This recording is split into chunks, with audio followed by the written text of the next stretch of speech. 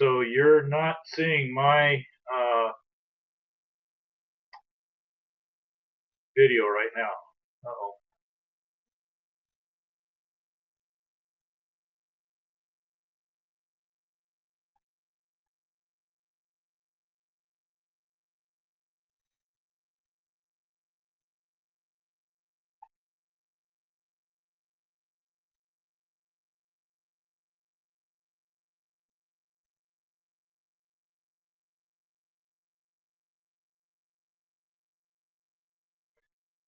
Oh, now I've lost my communications with you.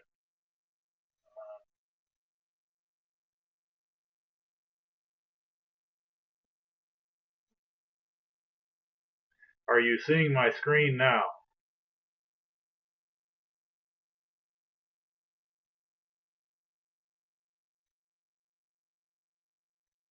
Darn.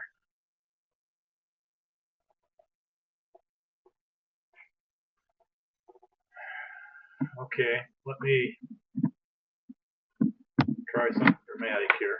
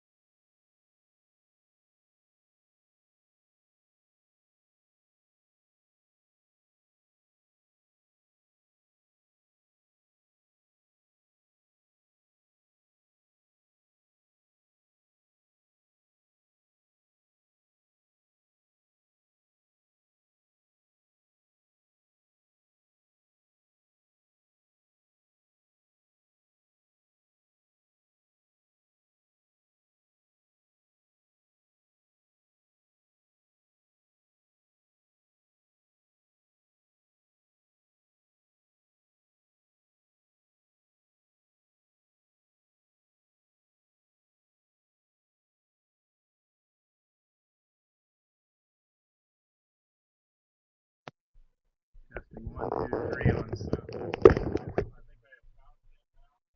Okay, confirm that.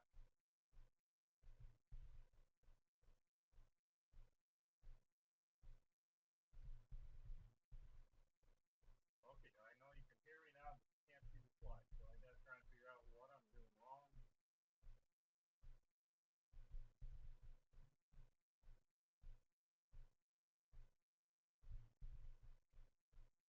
Just hang with me here while I try and figure this out. I apologize.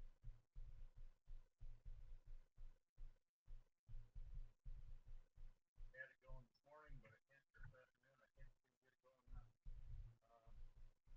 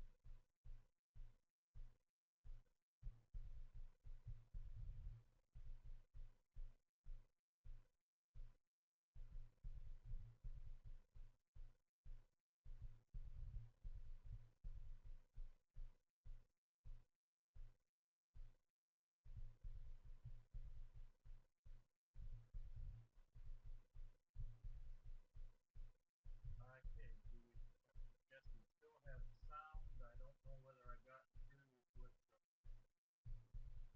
the picture or not. You got anything you can see of my slides yet?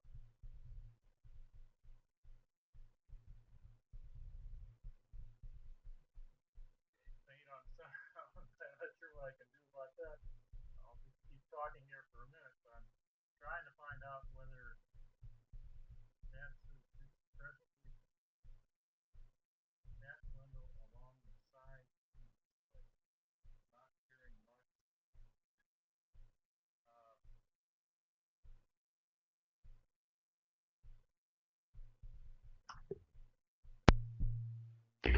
Can you hear me better now? Hopefully, does that help? Yes. Okay. So now, can you see my slides though? Damn.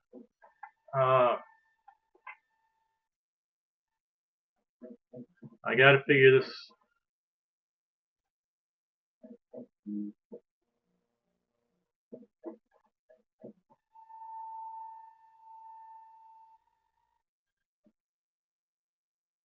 Okay, and I'm switching to sharing a second screen.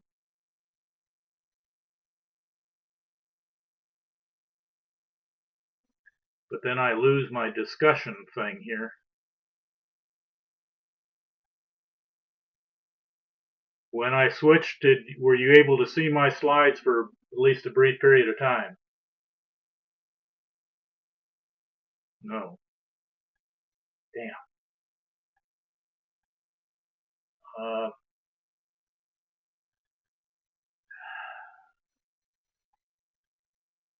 I'm not quite sure what I got to do to get this thing to work right here.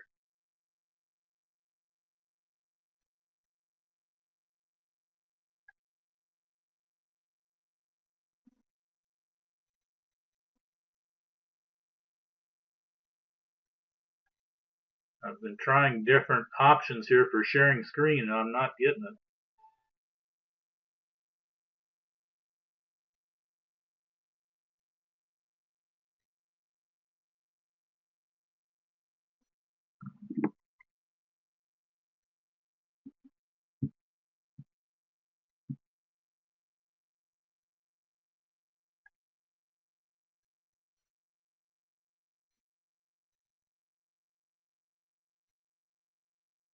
Saw the main monitor. Okay, damn.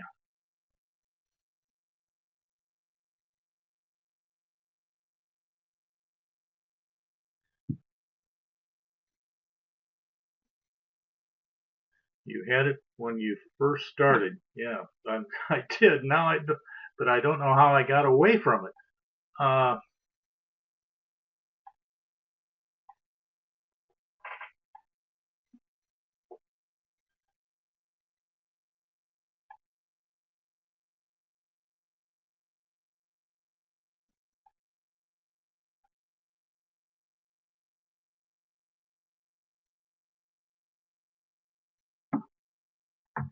Triangle drop down next to the stop.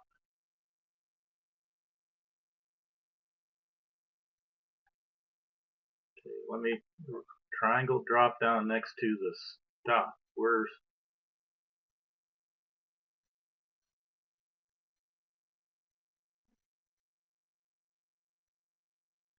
okay? I'm dragging. Try and get both windows. I've got two screens. That's part of my problem here, probably.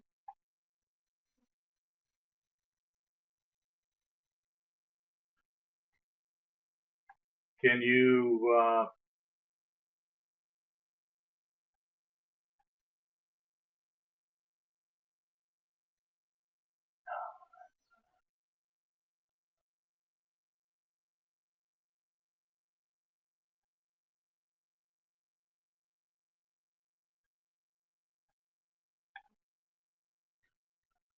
stop sharing?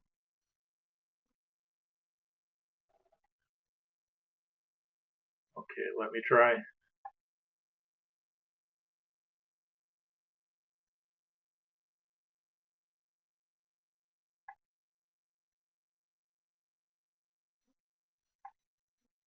So can you see me now?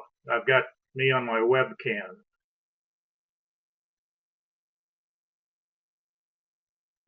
Okay, so now let me see if I can replace me with the slide thing here.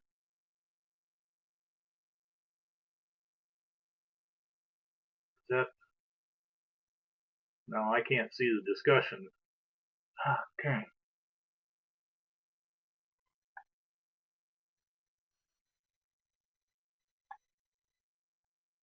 Okay, I'm gonna kill the webcam.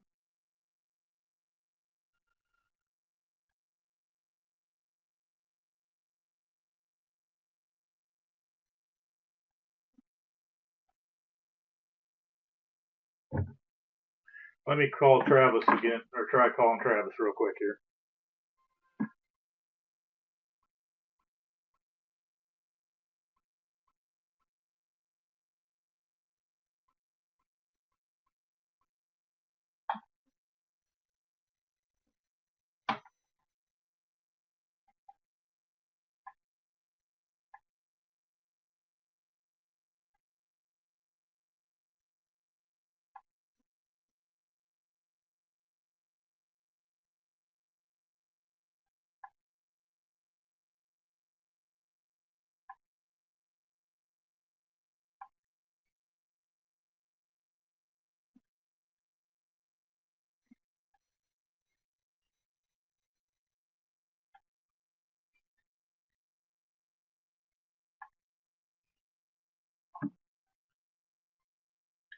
Okay, folks, I'm not sure.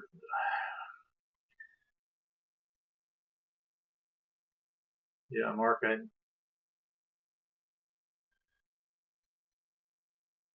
can't see the mute on the microphone.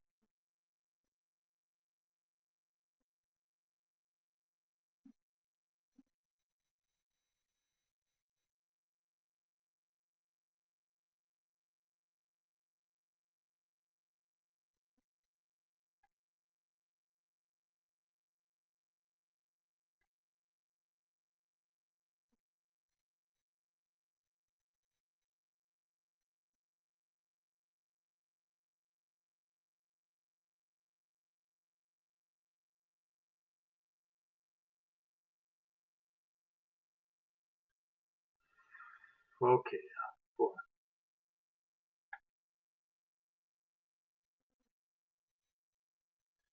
Let me hang on here just a minute. Let me be patient.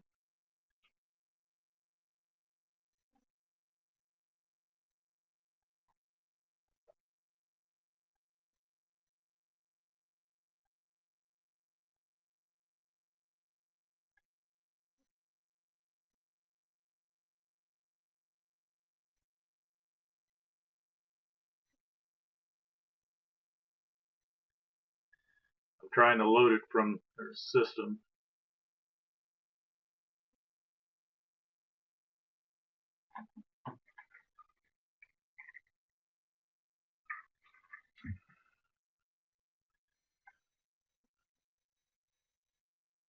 I really apologize for this. I thought I had this all worked out, but well, it doesn't. I'm getting it, loading it into the ASAB system, I think, right now, and it's got to do a conversion on it of some sort.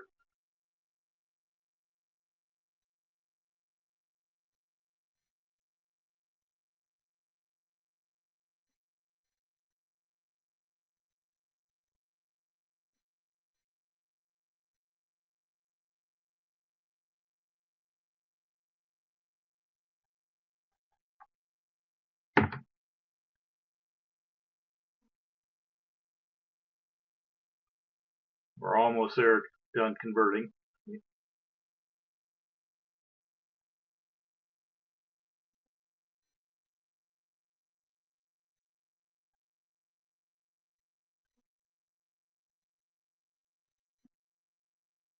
Okay, what happened?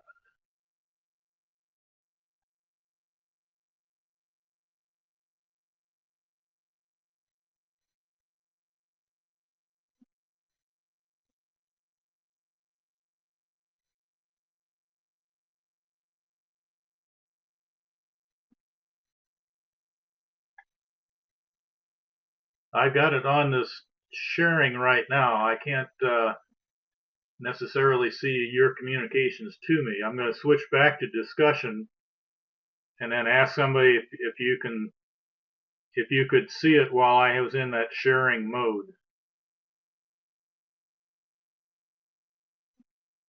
Okay, we're getting close here.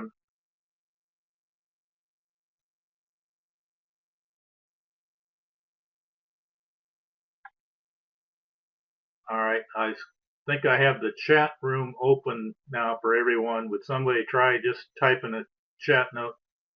Okay, now you can see the presentation. Oh, sorry about that. That took way too long for this to work. I really apologize. I'm not quite sure what went wrong. Well, welcome to everybody, and I'm just going to plow on here, and hopefully, if I fade out too badly or something, let me know.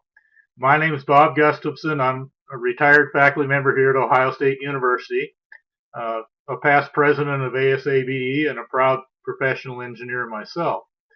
And so tonight I'd like to work with you for a little while here on this controls and sensors and electric power sorts of topics.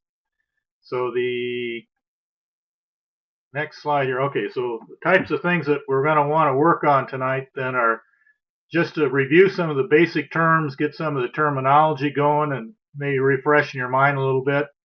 We'll do some things on wire sizing. We'll do some things on planning for electrical systems like a service entrance and a farm service sizing.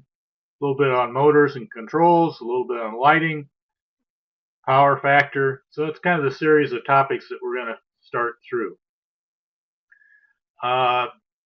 I'm going to try one more time to see if I can get the discussion thing so I can see your. I don't know why I can't see the presentation at this point. Boy, this is frustrating. All right. All right. The only way I can have you see things is looks like do it through what's called sharing, or I can do it through collaboration. So I can see when you type something to me, but some of the other functionality isn't going to be what I'd like it to be.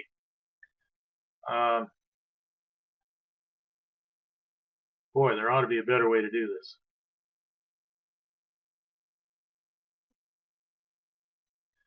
Hang on just a second. Well, I think we're just gonna plow on here, because otherwise you guys are gonna be sitting here all night while I'm futzing around. So, all right, so here we go. Some references that available to you that I'd recommend for this area. One is a textbook that I'm one of the authors of. It's available to you as an ASAB member. Just go on the online technical library and you can download some selected chapters that might be helpful to you. And I just listed 1, 5, 8, 19, and which is the appendix, would be helpful chapters. A couple other documents that might actually be even more helpful is the NFEC, National Food and Energy Council Ag Wiring Handbook. Any one of the last 3 editions would be fine for that. It hasn't changed very much in the fundamentals there. And then there's a Midwest Plan Service has a wiring handbook for rural facilities, and that's a good one too. So if you could get the textbook is available to you, hopefully then you can go to the other one of the other 2 would be good if you can get your hands on that. Just some basic terminology to get us going here tonight. Think about some symbols and those sorts of things. You probably haven't seen some of these since your days back in your first year or second year electricity class or physics class. But we think about current, we'll use I, rated in amperes, voltage, energy. Energy is in watt seconds, usually in electricity, but a more practical power unit is kilowatt hours. And then resistance in ohms, power in watts, resistivity, that's a property of the material. Not likely to use that one. But one of the most important ones then is Ohm's law. Voltage equals current times resistance. And then you can, of course, algebraically just change that to calculate resistance or calculate current. So anytime you know 2 out of 3 in Ohm's law, you can calculate the third one. That's an important parameter to remember. In the right-hand column here, in AC power systems, we'll have the power is equal to voltage times current times this cosine phi, which is the phase shift between voltage and current, also called the power factor. We'll come back to that a little bit later and talk about true power and apparent power and power factor correction. And DC systems, then the power factor is 1, so it simplifies power equals voltage times current. I don't think you're going to get anything on 3-phase. Not too common working in that for things that we're doing. Then one other relationship to remember, that energy equals power times time. And we'll come back to that in an example problem here in a little bit.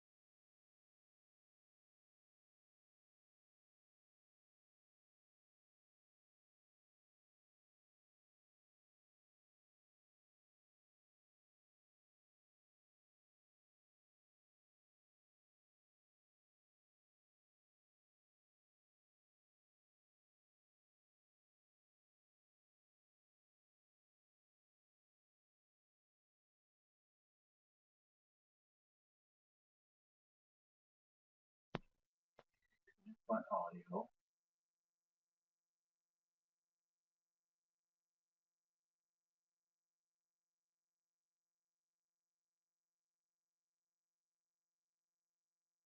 Huh. It looks like it thinks I'm actually showing you something here on the system. Okay. I switch back to the other monitor. Can you see anything at this point on your monitor?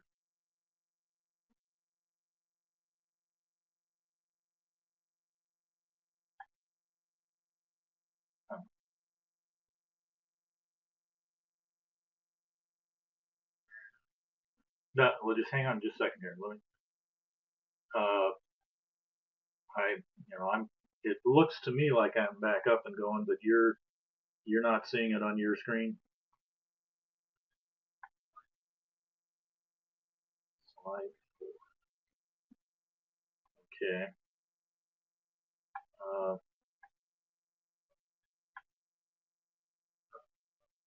Okay, so that's one that's got fluid and electric circuit things on it. Okay, all right. Okay, I think we can hang up. I apologize, but what a time to lose my internet connection. All right. I'm hoping you can hear me, and if you can't, if it falls out again, please somebody give me a call or that had the number there.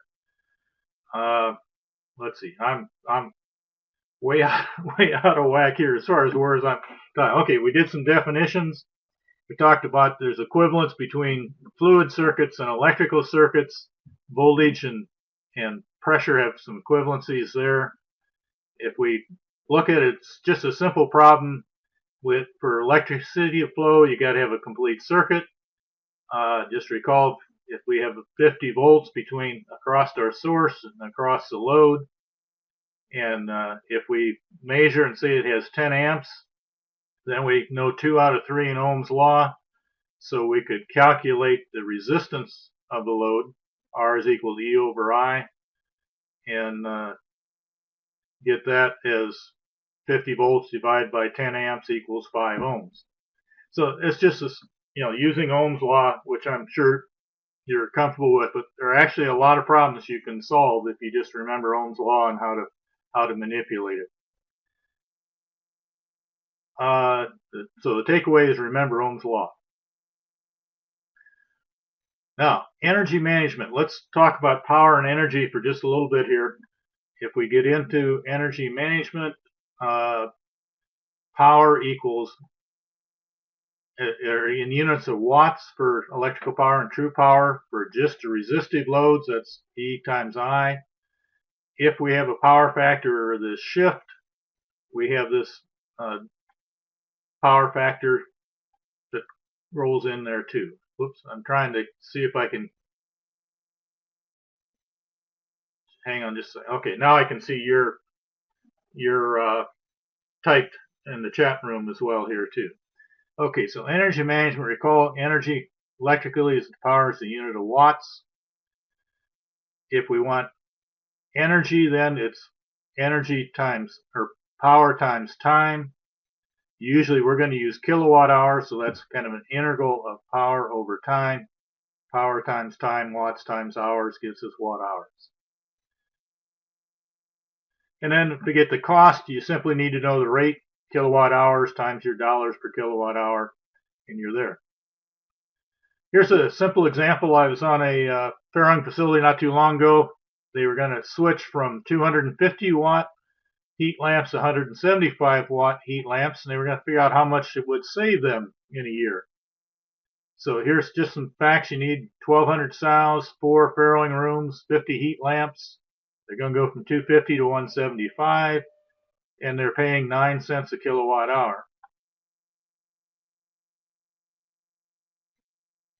If we look at what the power savings is there, 4 rooms, 50 lamps, and then times the difference in power for our lamps, that turns out to be about 15 kilowatts of power that we're reducing.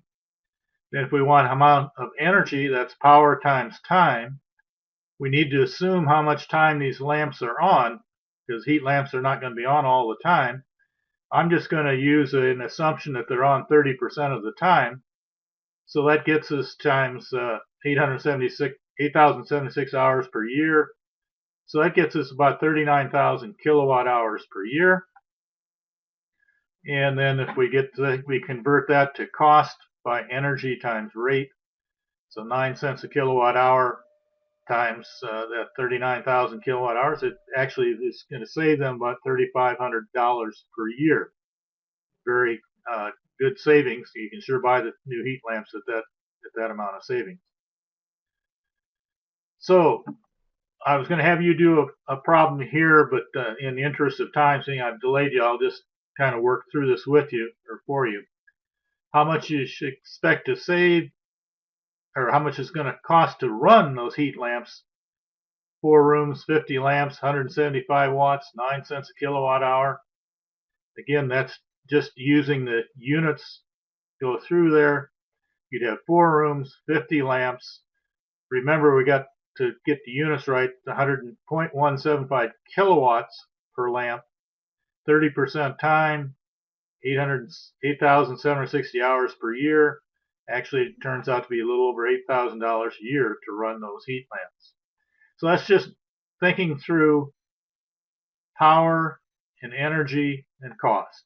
And a common engineering problem, if we're doing energy savings, those sorts of things, might be when you shift from compact fluorescent to LEDs or something like that. What kind of energy savings are you going to expect? So you can do reasonable calculations to get at the sense of what's going on there. All right. For some of you that are more in the machinery domain of things, very typical sorts of things that are there that use Ohm's law too. If you take a typical alternator, maybe around 50 to 70 amps output, if you assume 50% input, how many horsepower is going to take to run that at rated load? This is a problem that actually comes from a design problem that I had when we were working on lighting and marking of Amish buggies. And they wanted to know if they could run a car alternator on the wheel behind on their buggy, just let the horse run that. And as it turns out, well, you'll see what happens. If we assume 12 volts, if we assume a high amperage, 70 amps, that's 840 watts. That's the output power. Input then, we have to divide by our 50% efficiency, so we get 1680 watts. We convert that to horsepower, that's about 2.2 horsepower. So obviously the horse would get tired real quick doing that. It was not a practical way to come at that. But just another example of Ohm's law and power law. As a quick summary then, voltage, like electrical pressure in volts, current, flow of electricity in amperes, resistance in ohms. Remember Ohm's law, the power law, the energy expression, power times time, and then cost. And that'll allow you to solve a lot of practical problems in electrical power application. Let's go on and spend a little of our time on the wiring for buildings and selecting components. If you look at we're going to look at first at selecting wires or conductors to do branch circuits and feeders, and then we'll work at back upstream, so to speak, working at a building service entrance, and then look at sizing the main service for a farmstead. So those are 3 steps we're going to go through in the next few slides here. If we look at wire sizing and selection, whether it's for your home or for an ag building, it's a lot of similarities.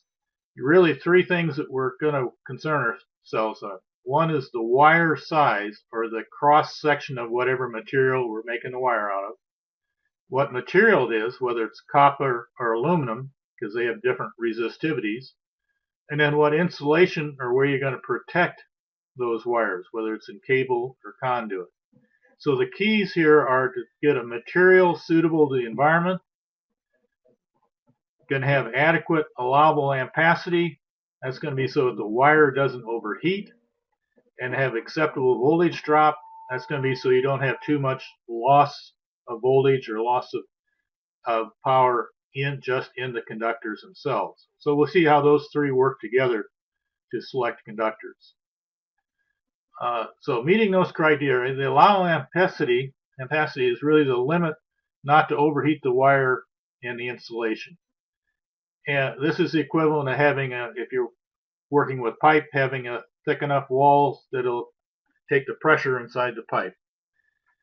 We get this from tables. There's no way you can calculate that. There's tables rating this, and I'll show you some of those. Allowable voltage drop is the voltage drop due to the resistance of the conductors themselves. They're not perfect conductors, so they're going to have some voltage drop in the conductor itself. A usual design parameter is to use 2% for branch circuits, that's within a building, and 3% for feeders. That would be between like the transformer and the building. So the total should not exceed 5% is really the code specification. But we're going to design using 2% and 3% usually. Now mostly we meet these criteria for short runs. The size of the wire diameter is really the main factor, or allowable ampacity. For long runs, it's voltage drop. Short and long is arbitrary, but anything around more than 50 to 75 feet gets into long runs, and voltage drop becomes a concern. Now, in electrical systems, we have these oddball ways of sizing wire. For most wires that we use in buildings, we'd use what's called the American wire gauge size, where it goes like 14, 12, and down through 0 and a number of zeros. And then if it gets larger, the smaller the number, the larger the wire. After you get to a limit of number like 4 zeros, then they switch over to do it in 1,000 circular mils. So it's a really oddball system, but that's what we're stuck with. If we look at what's suitable for the environment, the material of the wire itself can be either copper or aluminum. In agricultural wiring, the only place where we allow use of aluminum is for overhead feeder conductors. So going from the transformer to a building is the only place we should see aluminum. Everything else should be copper. The insulation types that we'll use in ag buildings for read this from left or from right to left. For branch circuits and dry locations, we might use what's called NM, non-metallic cable. Same thing you might use in your house or your garage.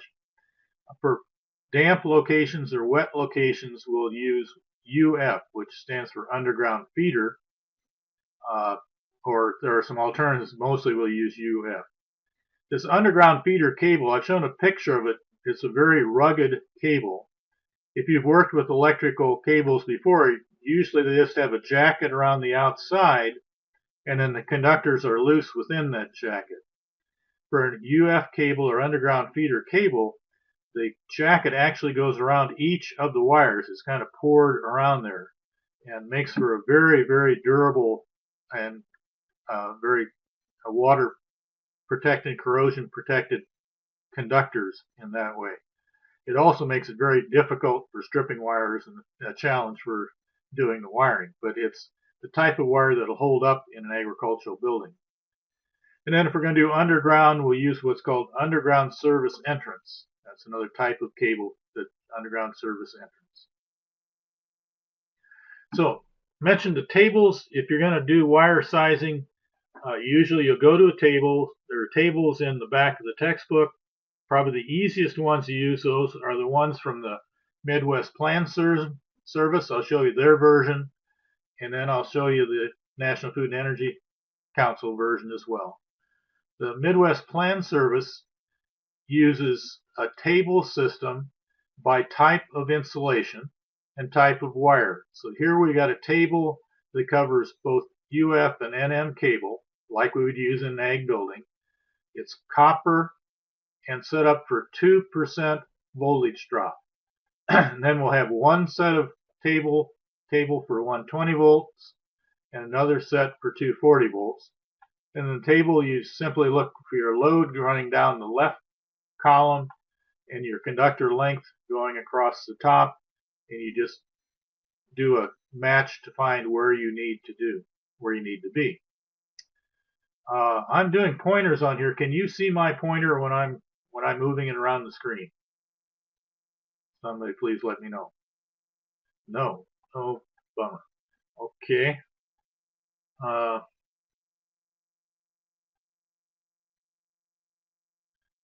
right. Hang on here. Now okay. So here you can see. Well, if we have a certain ampacity, we mark that with a conductor length, and we can find where we are in the table, or where we need to be in the table.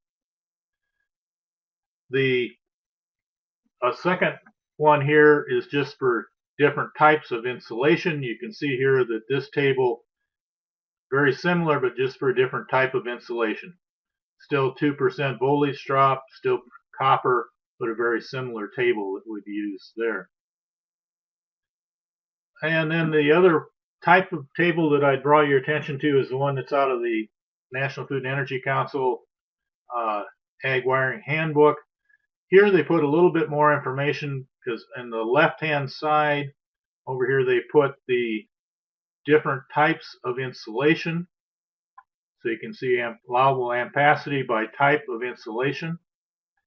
And then on the right-hand side, you get into this line loss and drop on the thing. So here, the key is to make sure that you get the table at the right voltage, whether your circuit is 120 or 240, and then the right percentage drop.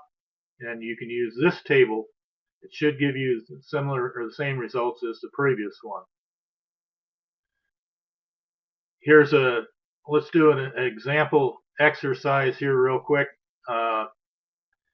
If we want to do a UF cable for a 20 amp load, 120 volt load at a distance of 190 feet and 2% drop. So I've got to find the right table. I've got the 2% drop. I'm working in 120 volt. And then the copper UF copper, we're going to work with copper because we said we're only what we're using. And then for the type of cable, you can see I'm in this first column. If I go down the column to the 20 amp, I'm in this particular row. And then I can look over. My allowable ampacity would say I need a number 12 conductor. But then I need to check to see for length of run whether my voltage drop is going to be a problem. And it certainly is. If I am out here at 190 feet, which is quite a run, it says that I would actually need a number 4 conductor to make that work. So allowable ampacity is just what would happen is if I had a load out here, I'd see a lot of line loss or a low voltage when I finally got to the load because of the loss in the conductors, unless I size the conductor larger.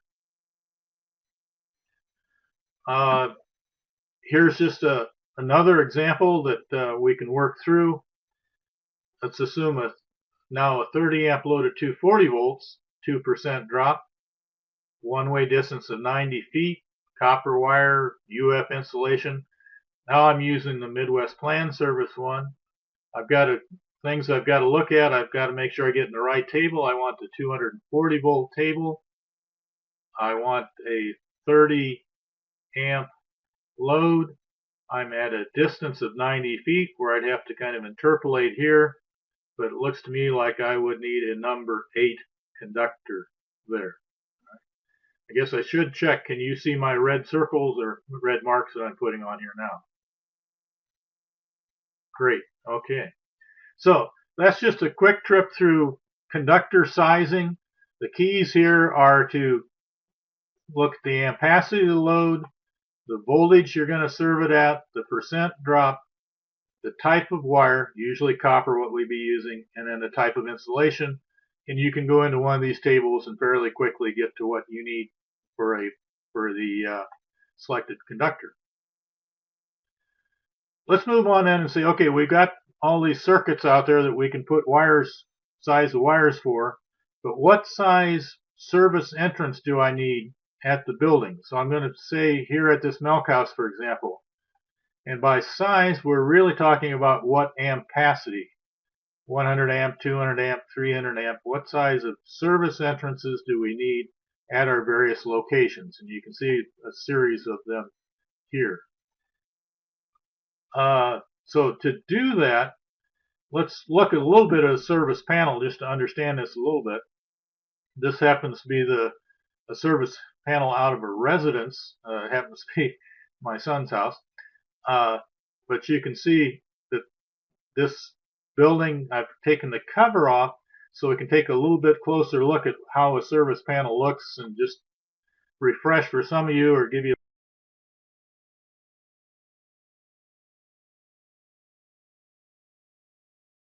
a little bit. Stop back. If we look at how power comes into the service panel, we've got one conductor, let's call that positive 120. Let's call the other conductor minus 120. So between those two, we have a 240 volt difference. And then it's kind of hard to see here, but there's a third conductor, which is the neutral conductor that comes down to the neutral and grounding bars here. So in this panel, if I connect something between the two hot conductors, I have 240 volts. If I go between a hot and the neutral, either hot and the neutral, I get 120 volts. The way that works out then for circuit breakers, for a 240 volt circuit breaker, you're going to have two circuit breakers essentially right side by side. And one of the wires is going to connect to one leg, and the other wire is going to connect to the other leg. And so that's how you get your 240 coming out there. If we're doing a 120 volt breaker, down here we just have one conductor, and then the other side goes to the neutral bar. So you can see there's how the 120s and the 240s work out in your service panel that way. We do have standard ampacities of circuit breakers. They're rated like 15 amps, 20, 30, 40, on up. They roughly correspond to wire sizes like 15 amps for, or number 14, or 15 amp goes to number 14 copper wire, 20 amp number 12 copper wire. But that's only for relatively short runs, where allowable voltage drop is not a problem. So, sizing a building panel. We're right back to actually doing the sizing now. What we need to do is account for all the loads in the building, and we want to add them up in a common unit. So we're going to calculate the amperage at 240 volts for each of the loads in the building. Now, I recognize that some loads are run at 120 volts, but an amp at 120 is only half the power of an amp at 240.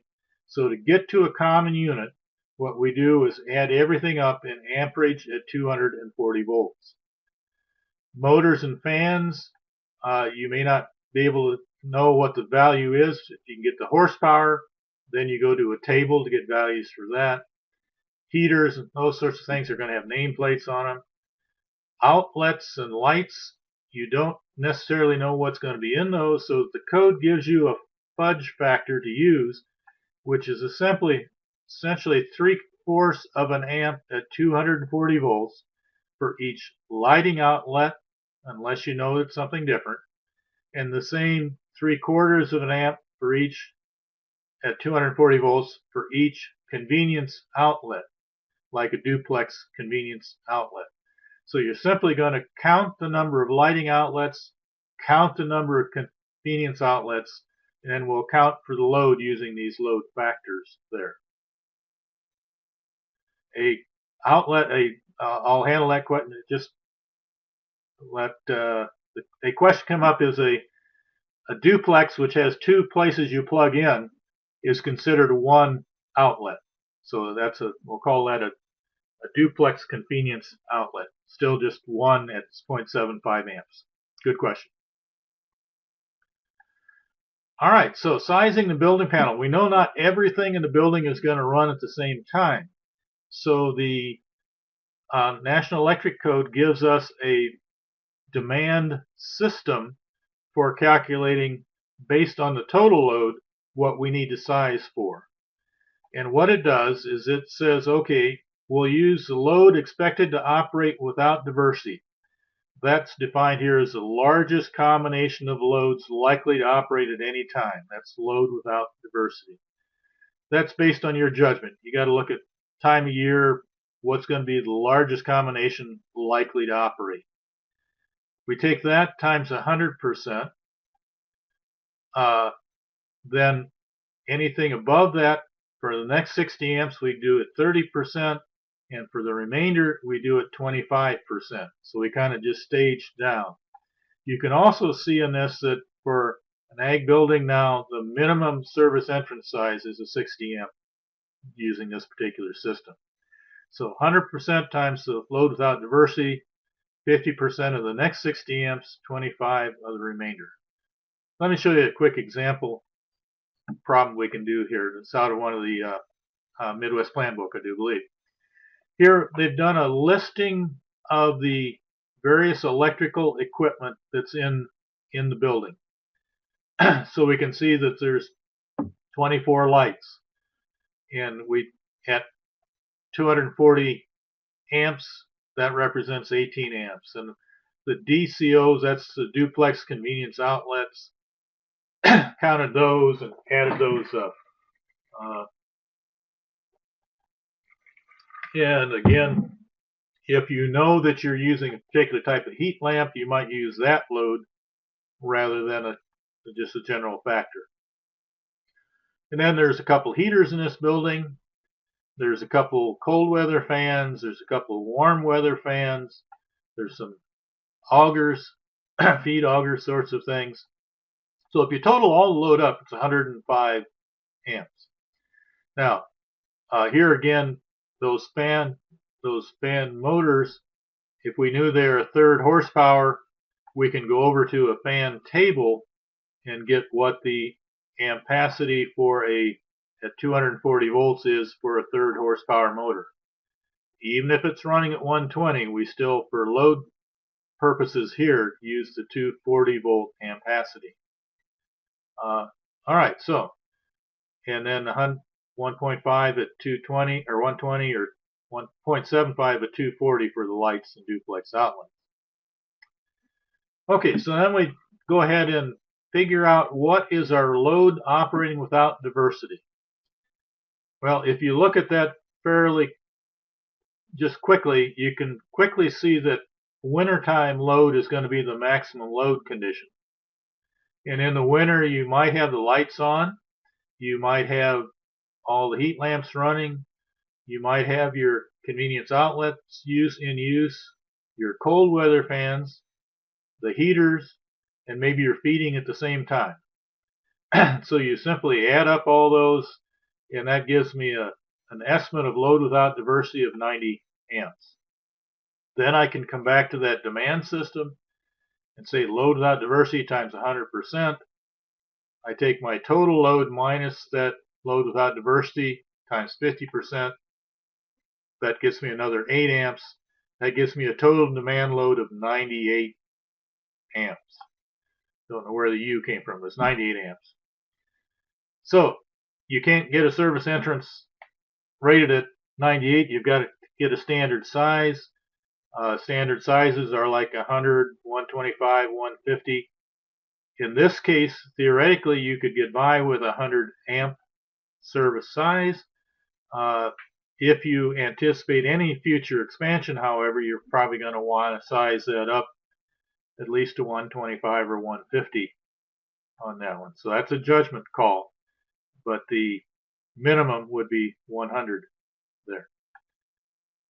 Good judgment might take it up a little higher. So just a quick summary, if we're going to size the building service panel, we're doing it amps at 240 volts to get this demand load.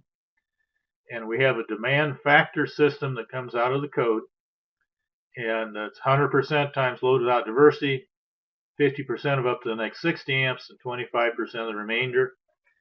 A challenge here that where you got to use your judgment is just this load without diversity thing, and that's not difficult. Usually, it's just a matter of comparing what's running in the summer, what's running in the winter, what gives you the maximum load. Some more examples in the reference material, also in Chapter 5 of the textbook that you want to take a quick look at that again. Okay, moving right along then, let's look at sizing the main service for a farmstead. Now we're talking about the main disconnect at the yard pole or the load center, generally where you're going to have your standby power unit, those sorts of things. What ampacity do we need there? And here again, we know that not everything is going to be running at the same time.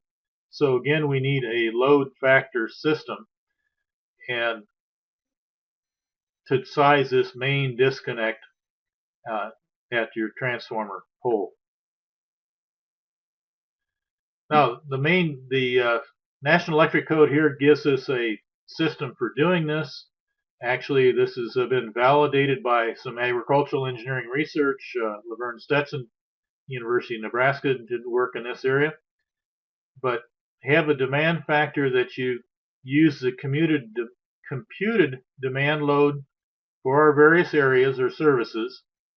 The residence times 100%. Then for all the other loads, 100%, 75, 65, and 50.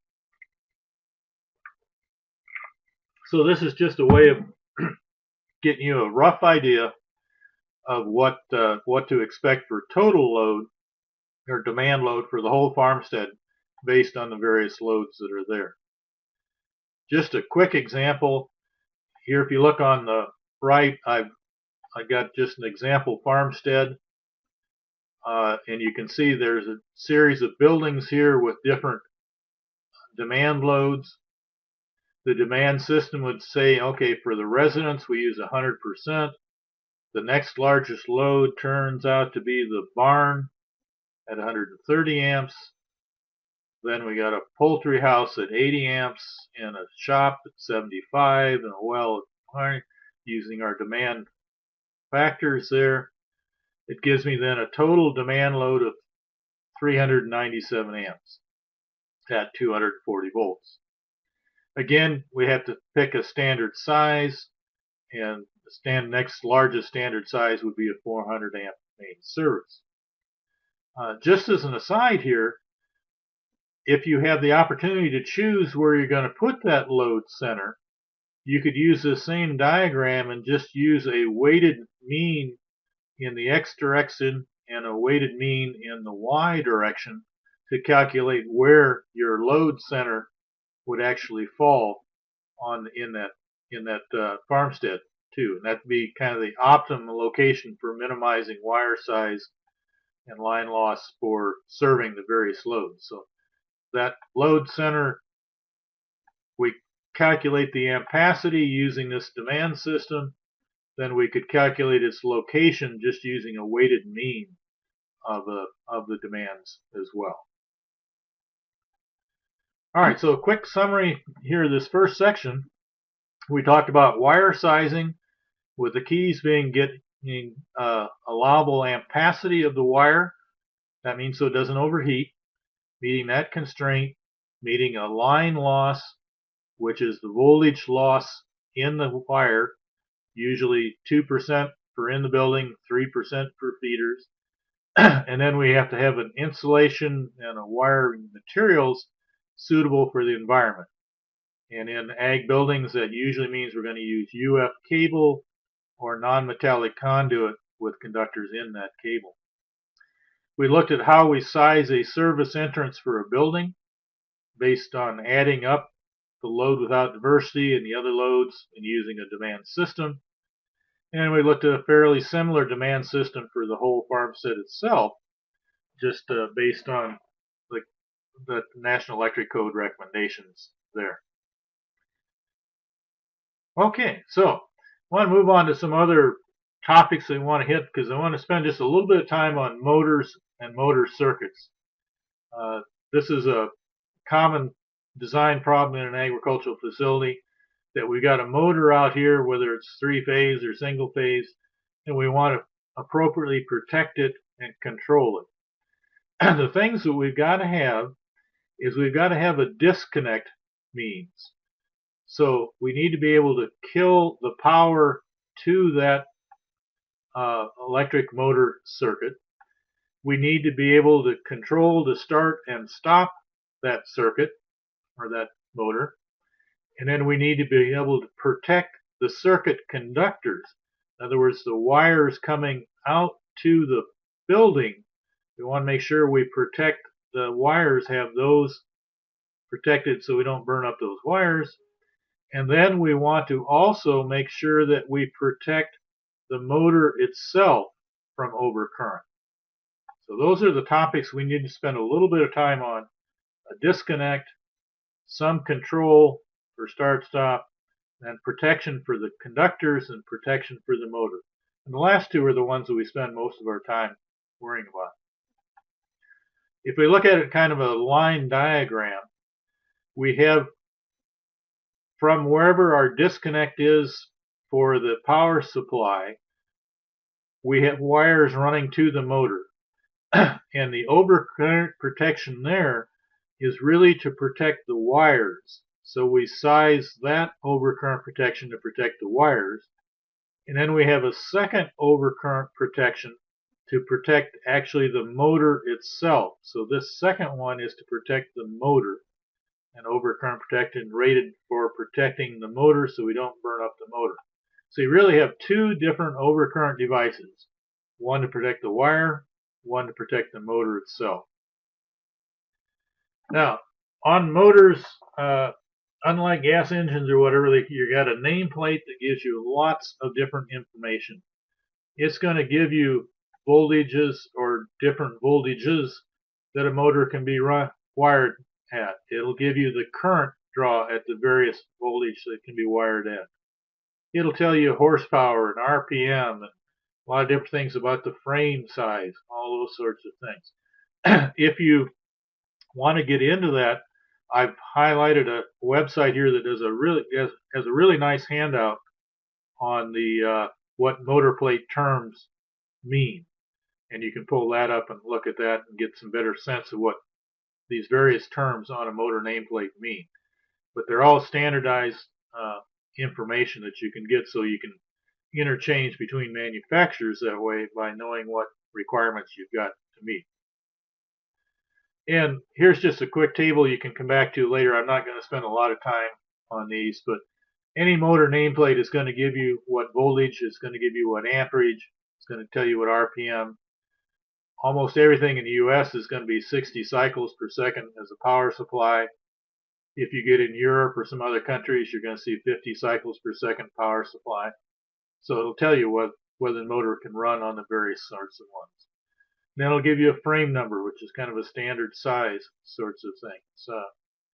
Duty cycle is whether it can be operated continuously or not without overheating. And then temperature-wise, how hot is the motor going to get, or how hot can it get and not do damage to itself. So there's a lot of information on a motor nameplate that you can use in your design for that. But let's talk first for just a few minutes here on this motor branch circuit protection. So we're talking about protecting the wires coming to the motor, not the motor itself, but the wires coming to the motor. The key here is what ampacity to use when you're sizing the wires.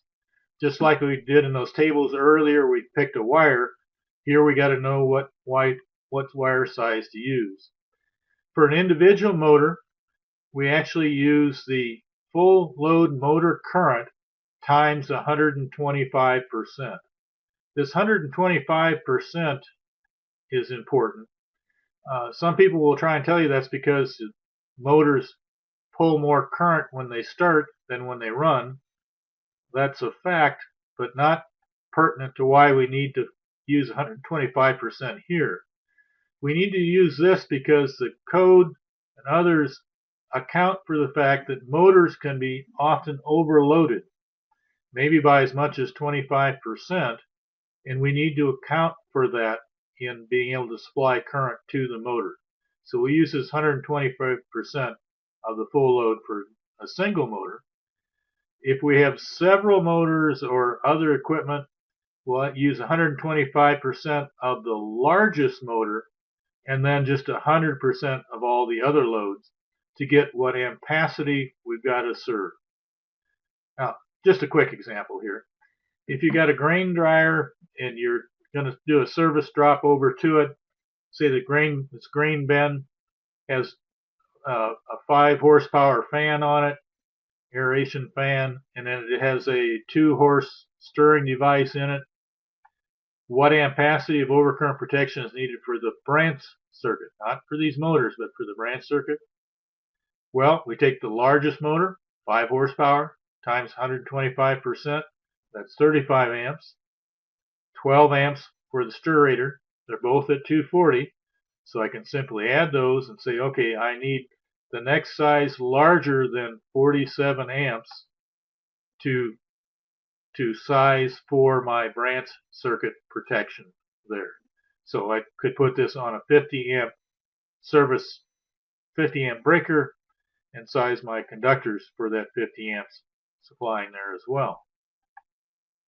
Again, if we assume that 47 amps, I'm going to come in here and I can use a table method to come at this.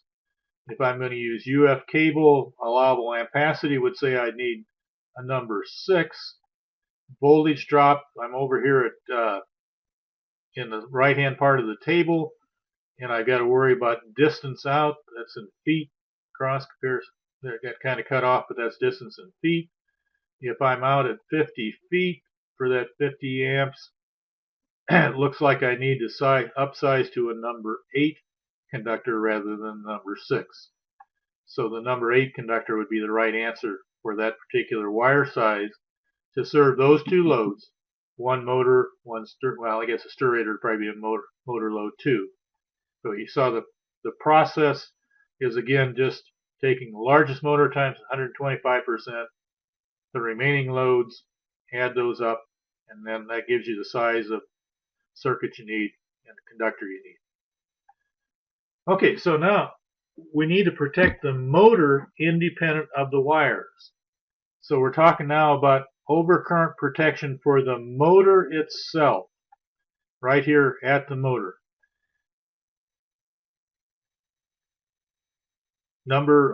Quick question was number 8. Keep in mind that you are absolutely correct. I screwed that up. Yes, here are the allowable ampacity controls. Okay, and so I did that wrong. You're good. I'm glad somebody's catching here tonight. So yes, you would have to stick with a number 6 because that's larger than a number 8. Thank you very much. Thank you. You caught me. All right, so on to protecting the motor itself and the overcurrent there. For fans over 1 horsepower, you select the overcurrent device based on the nameplate rating. And there's different approaches you're going to come up with here. One approach is that many motors are going to have the thermal protection built into the motor itself. So the manufacturer is taking care of that for you. These are the ones that have the little red button on the end that pops out when they overload or something like that, that does the overload for the motor. So that's one maybe done by the manufacturer. Another second possibility is that you can select a separate overcurrent device that might be in your control device as well at 125% of the current of the motor with a marked, and this is for most motors. When it says current for motors marked with temperature rise not over 40 C or service factor of 1.15 or more, that's the vast majority of our motors that will do this separate overcurrent device for the motor at this 125% of full load to protect that single motor. And then the last match or factor I'd say here is just in cases where the motor size don't match the protective device, because they come in just standard sizes, you got to use the next size larger.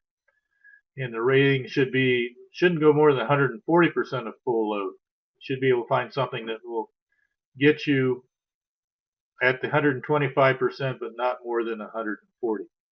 The idea here is you don't want to go to a smaller overcurrent because it's then going to be nuisance tripping on you there. But the rate that you can go up to in your increments is 100%, 140% of full load. Okay. And then there's a note in the code that says use 130% for all other motors that don't have this service factor or the temperature rating. Those would be kind of the oddball motors.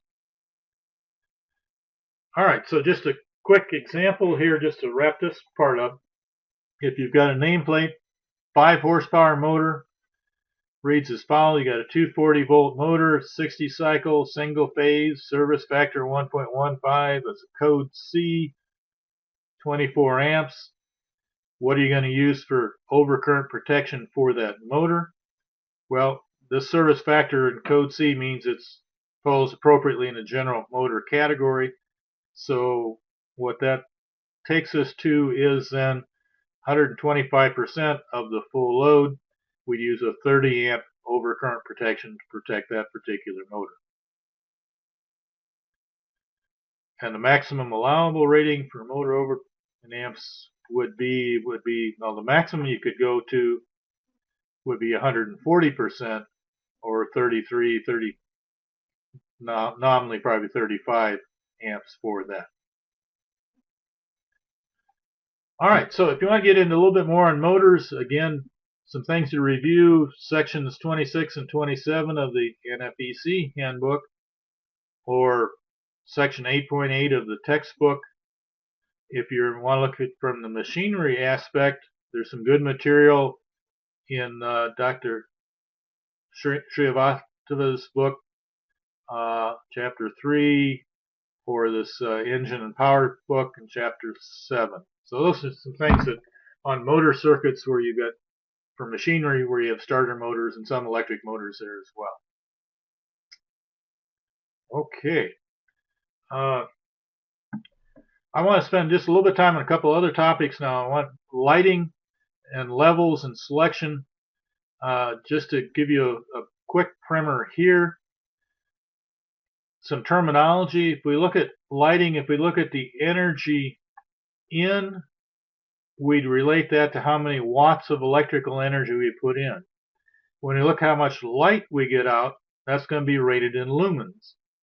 And then efficiency of lighting systems is how many lumens per watt we get. Of course, we're getting more and more efficient lighting sources now as we go to compact fluorescent and now LEDs.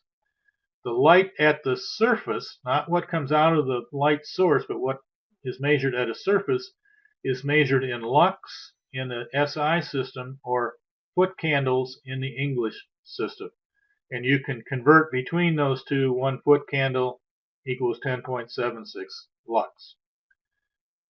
Now, there are ASAP standards on lighting systems for ag facilities. So I encourage you to go to your standards book or access the standards online and get those standards if you anticipate you might want to try and be able to do lighting problems. It'll give you lighting requirements for various livestock buildings and other facilities. These, by the way, there's a very active committees within the society right now working on those lighting requirements, particularly for plants and in greenhouses and for artificial lighting of buildings. So if you're at all interested in that, some very active committees there that I'd recommend you get involved with. Also in the Ag Wiring Handbook, there's some other guidance, and then the Midwest Plant Service has some guidance on lighting too. I want to just highlight some rules of thumb that come out of the Ag Wiring Handbook that can use to be solved to get in the ballpark for a lot of different lighting problems. If we assume the lights or the luminaries, the lighting sources, hang 7 to 10 feet from the floor, which would be true in a lot of livestock facilities, a rule of thumb or a guide is this 3 lumens of lamp output per square foot of floor area gives you 1 foot candle at the work level. So here's a rule of thumb. 3 lumens output of the light source gets you 1 foot candle per square foot at the work level. So let's do an example. If we want to light a 12 by 20 farrowing room with, let's say, 26 watt compact fluorescent bulbs, and I just looked at a package of those and saw that each bulb is rated at 1655 lumens per bulb. So how many bulbs would we need? Just a back of the envelope calculation here we can do. We start with the light level required. If you go to the ASABE standard, a farrowing facility for general lighting, it talks about 50 to 100 lux. If you're an English person, unit person, you'd convert that to foot candles. And so that's about 4.6 to 9.2 foot candles is our required lighting level for that farrowing facility. We can use our rule of thumb of 3 lumens per 1 foot candle per square foot. Now we're just into a units problem, so to speak. We use the range 4.6 to 9.2 times 3 lumens per 1 foot candle per square foot. That gives me 13.8 to 29.7. If I take that times the area to cancel out the square feet, times the lumens per bulb, or divide by lumens per bulb to get the number of bulbs, it tells me roughly I need 2 to 4 bulbs to get the amount of light I need in that room. Now you got one other rule of thumb to consider here, and that is spacing of those, because you could come up with hot spots and dim spots if you don't space them correctly. The rules of thumb here is that spacing shouldn't be more than 1 to 1/2 times the mounting height for this desired illumination level. And greater, you got to have them actually closer together. So for our lighting level,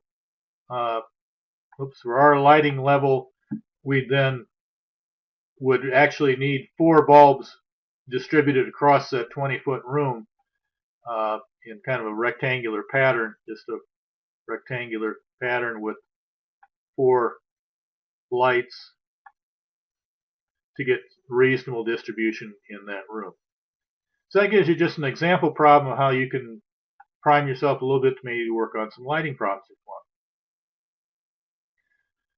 All right, occasionally I think the exam has had a power factor correction problem on it.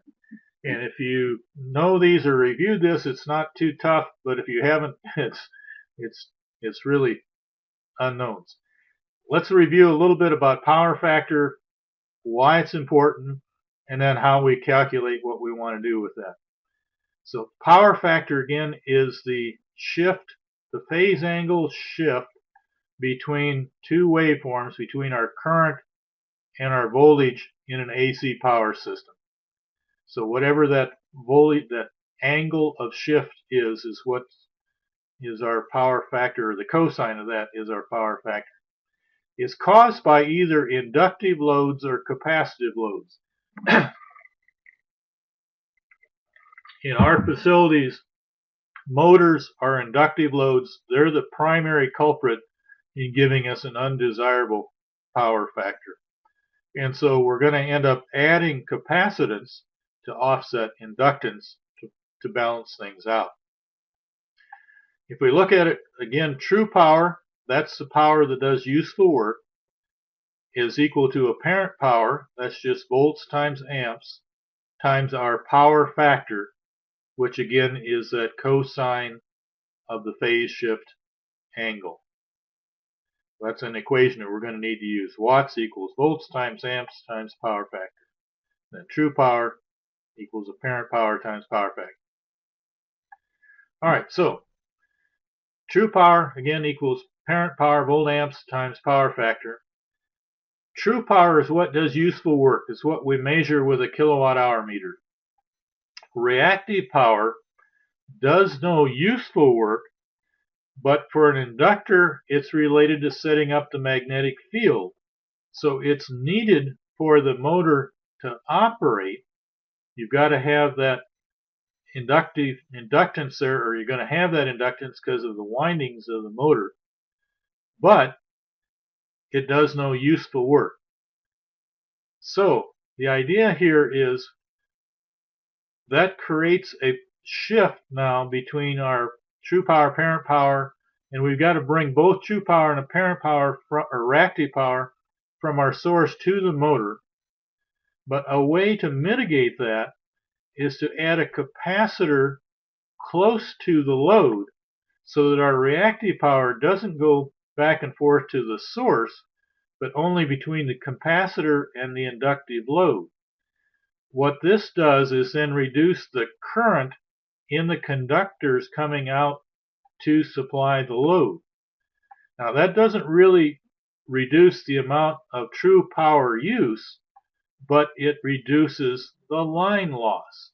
So it reduces the load current between the source and the load, therefore reducing the line loss, which means you might be able to use a smaller wire size or get better voltage stability by putting in this power factor correction. So power factor correction is really a way of reducing the current needed to be supplied to the farm or to the piece of equipment based on this supplying apparent power back and forth between a capacitor and inductor close to the load. Now I'll show you this in a vector sense. Don't worry about trying to replicate these calculations, because I'll show you a table method. It's the most practical method. But if we look at a motor, and not a great motor, but a power factor of 0.787, it has a motor current of 7.6 amps. If I do that in a vector sense, this would be my motor current vector. Okay, and that the cosine of or the inverse cosine of 0.78 is 38 degrees. So that's how I knew where to shift this down to. If I then divide that into components, that along the horizontal would be that's just due to resistive current, and that due down the vertical is due to the inductive. And so I can use my trigonometry to calculate what part of this 7.6 amps is resistive current and what part of that 6.6 amps is inductive current. Things you did back in trigonometry that you probably didn't think there was use for, but there actually is. So what I want to do now is actually add a capacitor here that will offset this inductive current with a capacitive current that only runs back and forth here at the motor and not back to the source.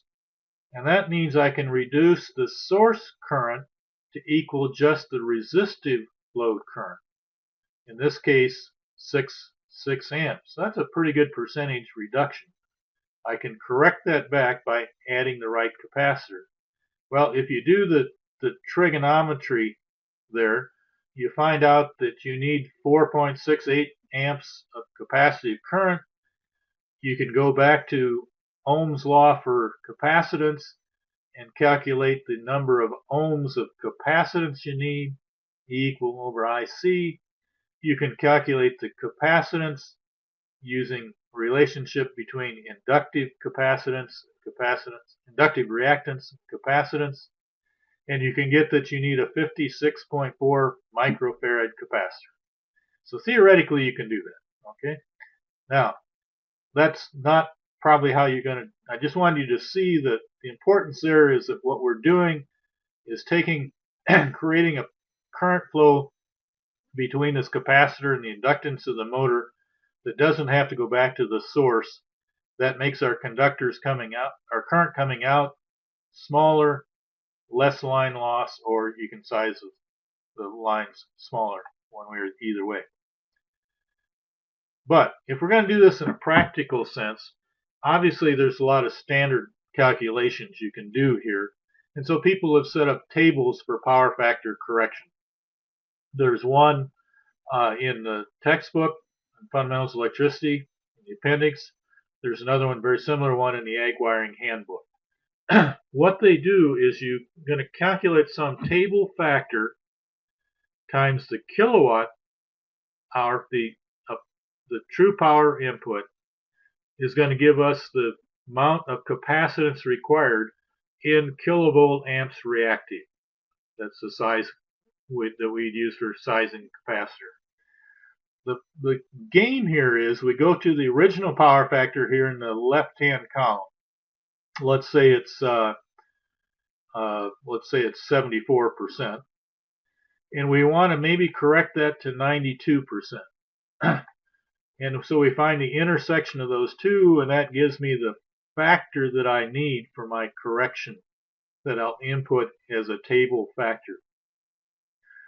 In reality, we may not want to correct back to 100% because it gets more expensive as you get closer. Overcorrecting is just as bad as undercorrecting as far as the wires go.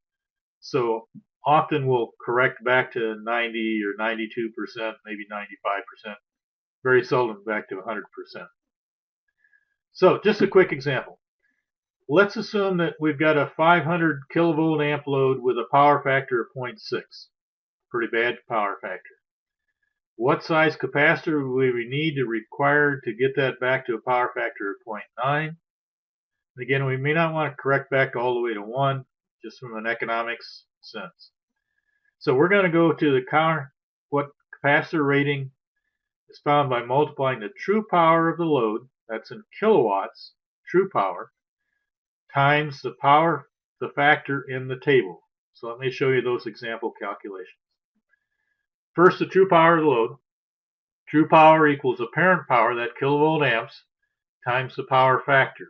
So we actually have a true power of 300 kilowatts. All right, and then in the table, we know that we want to go from 0.6 to 0.9, so that's a factor of 0.849. All right, so 885. That means we need a 255 kilovolt amp reactive capacitor bank. So you could go to the manufacturers and tell them what voltage you're working at and say, I need a capacitor in this range to do my power factor correction. So again, the table method is the most likely way you'd use this. Again, the key things to watch here is the table, get the right table factor from original and desired. Make sure you use the true power, multiply those two. That gives you the kilovolt amps reactive to solve that problem. So that's a quick trip through power factor. If you want to get into some more controls things, Chapter 7 in the textbook will give you some more on relay controls and control devices. One of the simplest things to remember if you're looking at those or simple problems, just remember that controls in series create an AND condition. Controls in parallel create an OR condition. And so you remember that will carry you quite a ways. And then you can get into relay control systems there and use of some of those as well. So that's been a quick trip through some review of some basic concepts, some basic information to refresh your memory, hopefully on wire sizing and selection, where we got to get the right ampacity or capacity of the wire, one allow so that the voltage drop is not excessive, in a wire that's going to hold up in the environment. In our case, that's often underground feeder for buildings or underground service entrance for feeders to buildings. We looked at service entrance panels and how to size those based on a demand system, adding up amps at 240 volts and using a demand system that scales that back. Very similar thing for the farmstead itself. Talked to you a little bit about motor controls and protection.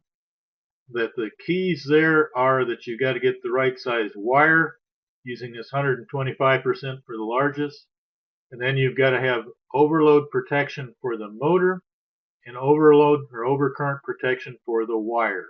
Two different current protections there. We look quickly at some lighting and some rules of thumb that solve a lot of simple lighting problems there and get you close on the number of sources for light level you need there, and a little bit on power factor correction there as well. So that's what I have for you tonight. Again, I apologize for the rough start we got there, but I hope this gives you a little bit of background information that may be helpful to you as you go towards the exam. I want to wish you the best on the exam. If you come to the meeting this summer, I hope you'll come and introduce yourself to me. I will be there wandering around. Look for my name tag, Bob Gustafson. I'll be at the business meeting because I'm actually president of the foundation right now. But again, I hope this has been helpful to you, and I wish you the best of luck on the exam coming up, and keep studying. And thanks for sitting in tonight. Take care.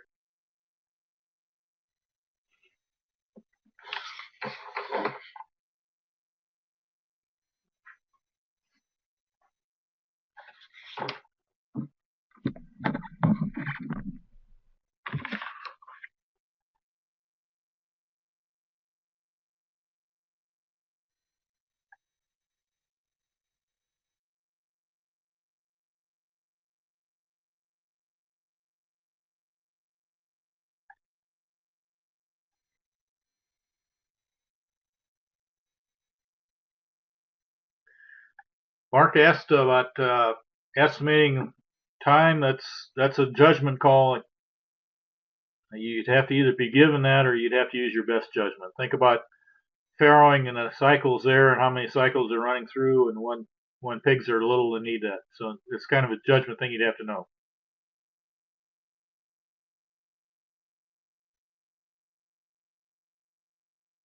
I should ask if there are other questions. I'm sorry.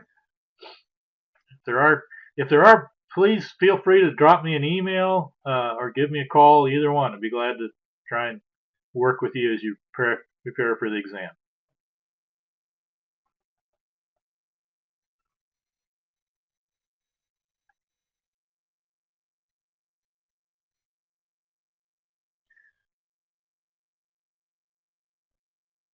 Oh, do you think we need that lighting standard for the exam? Boy, Paul, I don't know.